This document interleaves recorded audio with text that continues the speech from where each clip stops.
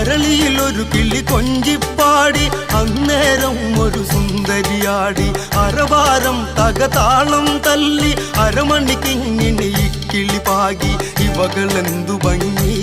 ഇവളിലെ കവിളിനെന്തു കാന്തി അതരമാം ത്രിമധുരം നുകരാൻ ഭാഗ്യമേകുഭവതി മല്ലികപ്പൂ കണ്ടാൽ ചന്തമില്ല കരളേ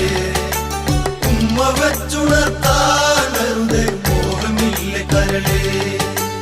വിശ്രവസ്സു മാമുനി തന്നരികെ വിശ്വവിലാസിനി കഥനം തുടരെ പുത്രാർത്ഥിനിയാം ഇവളിലെ ദുഃഖം തീർപ്പാൻ വഴിയില്ലേ മുനി സ്വൽപ്പം ചെണ്ടു മല്ലികപ്പൂ